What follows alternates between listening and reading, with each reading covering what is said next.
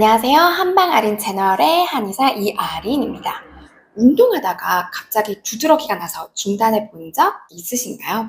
실제로 한의원에 내원하시는 분들 중에는 평소 꾸준히 운동을 해오다가 어느 날부터 운동만 하면 두드러기가 올라와 좋아하는 운동을 마음껏 하지 못해 큰 스트레스를 호소하시는 경우가 많습니다. 또는 운동을 해서 열을 내지 않더라도 스트레스를 받거나 긴장을 하면 갑자기 열이 확 오르면서 피부가 따가워지기도 하는데요. 이런 증상을 바로 콜린성 두드러기라고 부릅니다.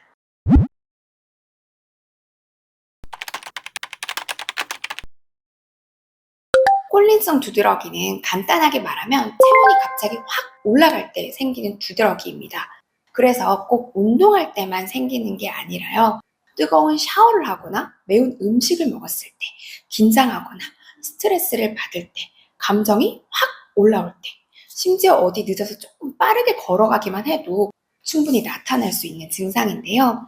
피부를 보면 아주 작은 1에서 4mm 정도의 좁쌀만한 팽진이 나타나면서 주변이 붉어지게 되는데요.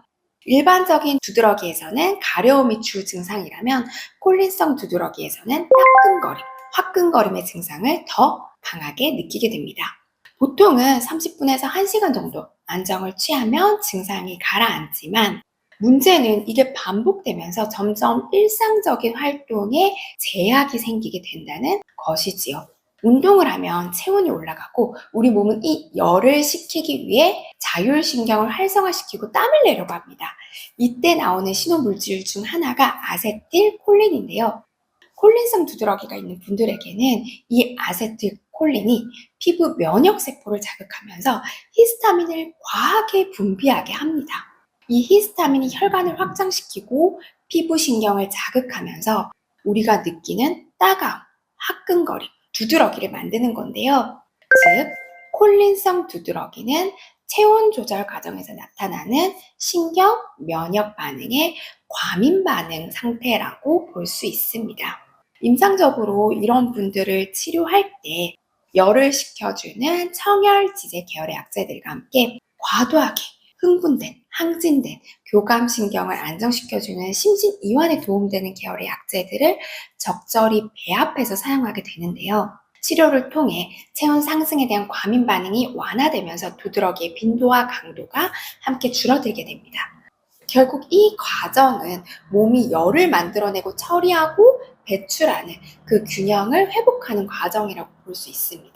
그래서 생활 관리에 있어서도 중요한 건 열을 과도하게 쌓거나 배출을 막는 그러한 습관들을 줄여주는 것입니다.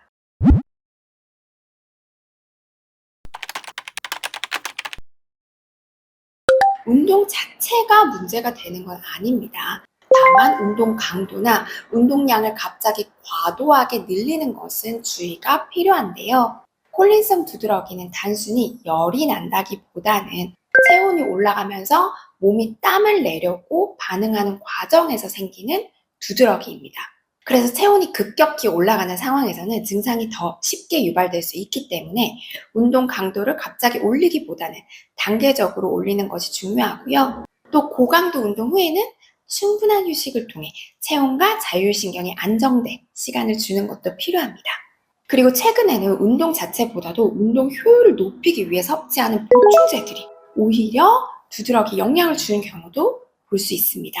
이런 보충제들이 경우에 따라서는 체온을 더 빨리 올리거나 자율신경을 과하게 자극하면서 콜린성 두드러기를 더 쉽게 악화시킬 수 있는데요. 대표적인 예를 몇 가지 말씀드리면요. 고카페인 부스터입니다. 운동 전에 많이 드시죠. 교감신경을 강하게 자극하면서 심박수, 체온 상승 반응을 더 빠르고 크게 만들 수 있습니다. 그리고 BCAA 같은 아미노산 보충제 드신 후에 몸이 좀 뜨거워진다, 가렵다라고 느끼는 분들도 있는데요. 대사가 활성화되면서 일부에서는 열감이나 홍조 같은 것들이 더 두드러지게 느껴질 수 있습니다. 그리고 단백질 보충제를 과다 섭취하는 것 또한 주의가 필요합니다. 소화 흡수 과정에서 열이 많이 발생하고 장내 환경이 또 예민해질 수 있어서 피부 반응이 더 민감해질 수 있습니다. 이런 요소들이 겹겹이 겹치게 되면 체온이 더 쉽게 올라가고 자율신경 반응이 더 과민해지면서 작은 자극에도 두드러기가 올라오기 쉬운 상태가 되는 것이죠. 그래서 콜린성 두드러기가 있는 분들은 운동 강도만 조절하는 것이 아니라 운동하면서 함께 섭취하고 있는 보충제나 영양제까지 한번 점검해 보실 필요가 있겠습니다.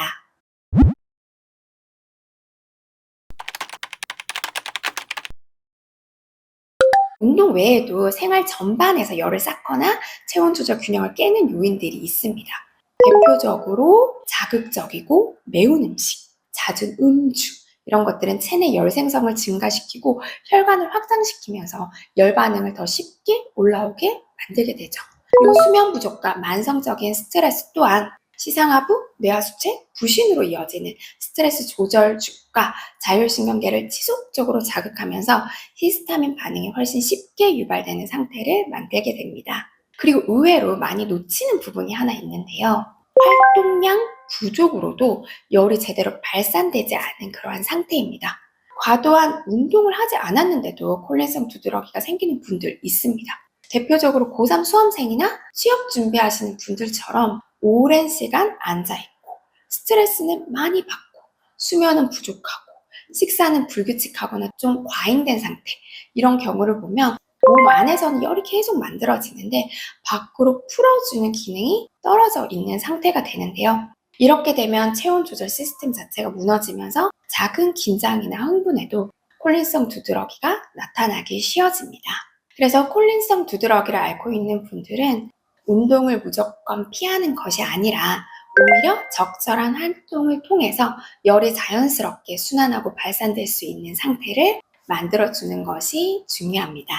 이처럼 콜린성 두드러기는 단순히 운동하면 올라오는 피부 질환이 아니라 체온 조절, 자율신경, 면역 반응이 함께 얽혀있는 그런 상태로 볼 수 있습니다.